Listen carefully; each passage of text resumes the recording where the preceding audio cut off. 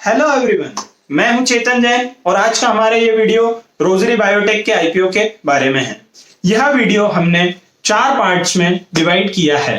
पहला पार्ट है कंपनी के बारे में बेसिक इंफॉर्मेशन, दूसरा पार्ट है कि कंपनी आपको ऑफर क्या कर रही है, तीसरा पार्ट है आपको इन्वेस्टमेंट करना चाहिए या नहीं करना चाहिए, और चौथा जो पार्ट है वो है कि अगर आप इन्वेस्टमेंट कर रहे हैं तो आपकी स्ट्रेटेजी इसमें कैसी होना चाहिए।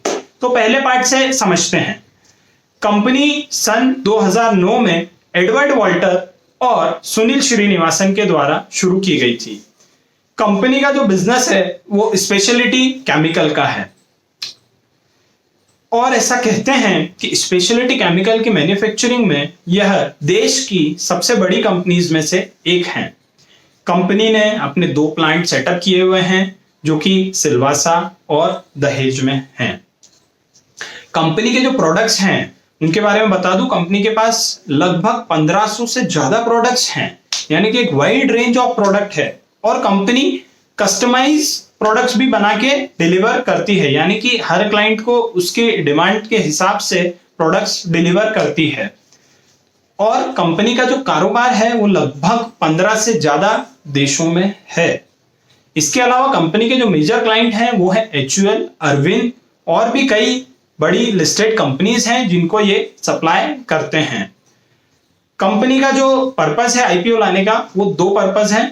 एक है कंपनी डेट फ्री होना चाहती है, यानी कि कंपनी पब्लिक से पैसा लेगी और बैंक्स को रीपे कर देगी। दूसरा जो रीजंस है वो मैनेजमेंट में और गवर्नेंस में ट्रांसपेरेंसी लाना चाहते हैं। तो ये 2 बड़े मेन रीजंस हैं। अब हम समझते हैं कि कंपनी हमें ऑफर क्या कर रही है।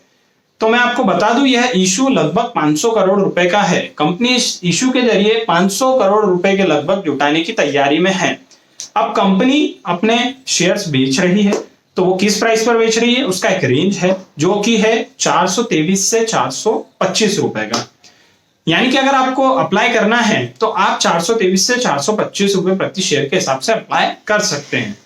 और इसमें शेयर्स का एक लॉट साइज है जो कि मिनिमम लॉट साइज होता है वो 35 शेयर्स का है। तो आपको अगर अप्लाई करना है तो 35 शेयर्स के लिए मिनिमम अप्लाई करना ही पड़ेगा। तो जो मिनिमम इन्वेस्टमेंट होने वाला है वो लगभग 15,000 रुपए का होगा। 35 शेयर्स इंटू जो प्राइस है 425, तो इसका मतलब आपको कम से कम 15,000 रुपए का इन्वेस्टमेंट करना पड़ेगा। इन्वेस्टमेंट का पीरियड क्या रहेगा? इन्वेस्टमेंट का पीरियड जो रहेगा लगभग 12 दिन का रहेगा, क्योंकि एक इसकी जो टेंटेटिव लिस्टिंग डेट है वो 23 या 24 तारीख है। तो वो आपके ऊपर फिर रहेगा कि आपको उसके बाद भी ये शेयर रखना है या आप बेचना चाहते हैं। तो एक जो लॉक इन पीरियड है वो 10 से 12 दिन का है। अब हम समझते हैं कि हमें इस आईपीओ में इन्वेस्टमेंट करना है या नहीं करना है। उसके लिए हम समझेंगे कि कंपनी की बैलेंस शीट कैसी है, कंपनी के सेल्स के फिगर्स कैसे हैं, कंपनी में नेट प्रॉफिट की ग्रोथ है या नहीं है। तो आइए कंपनी के फंडामेंटल्स के बारे में जान लेते हैं कि कंपनी के फंडामेंटल्स कैसे हैं। सबसे पहले टोटल असेट्स देखते हैं। टोटल असेट्स जो कंपनी की 130 करोड़ रुपए थी वो बढ़कर 2020 में 471 करोड़ रुपए हो गई है। यानी कि कंपनी ने एसेट्स में काफी कुछ इन्वेस्टमेंट किया है। कंपनी के मैनेजमेंट का ये कहना है कि उनके जो मेजर कैपिटल एक्सपेंडिचर हैं वो कर चुके हैं। अभी उनका दहेज वाला जो प्लांट है वो भी 80% कंप्लीट हो चुका है। और हम कंपनी की बैलेंस शीट में भी देख सकते हैं कि उनके लगातार एसेट्स बढ़ रहे हैं। अब इसका जो बेनिफिट है वो ये होने वाला है कि कंपनी का पूरा फोकस जो है वो सेल्स की ग्रोथ और नेट प्रॉफिट मार्जिन इंक्रीज करने पर रहेगा। आगे हम देखते हैं रेवेन्यू। 2017 में कंपनी की सेल्स 260 करोड़ रुपए थी, जो कि बढ़कर 2018 में 300 करोड़ रुपए हो गई। यहाँ पर 15% की ग्रोथ देखी गई है। 2019 में बहुत ही अनयूजुअल ग्रोथ देखी गई। 517 करोड़ रुपए कंपनी की सेल हुई 2019 में। 72% का ग्रोथ लास्ट ईयर के कंपैरिजन में आप देख सकते हैं। 2019 से 2020 में 16% का ग्रोथ कंपनी की सेल्स में देखा गया।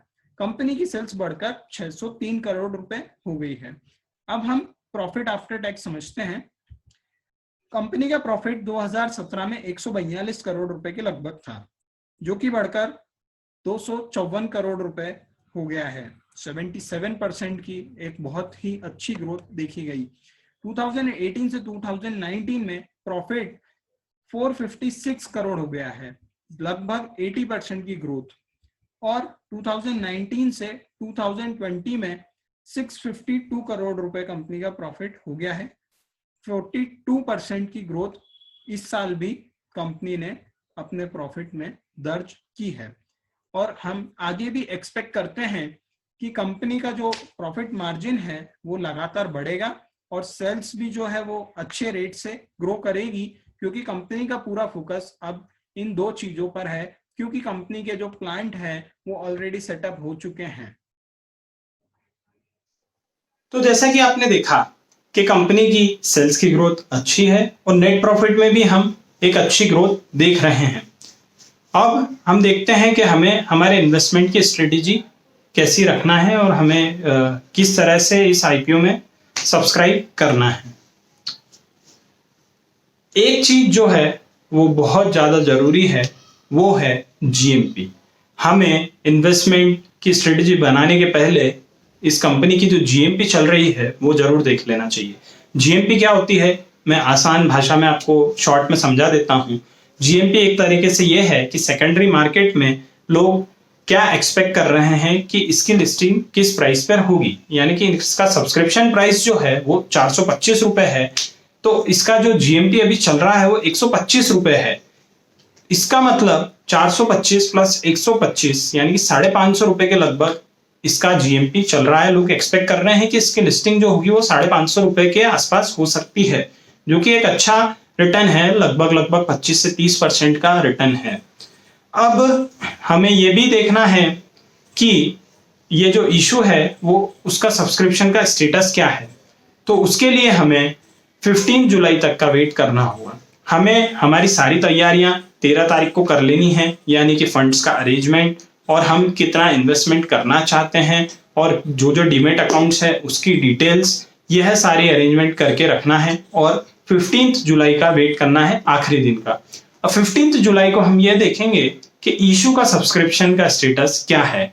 अब हम रिटेल पोर्शन में ये देखेंगे कि इशू एप्लीकेशन वाइज कितना गुना सब्सक्राइब हुआ है, यानी कि एक एप्लीकेशन के लिए कितने लोगों ने अप्लाई किया है।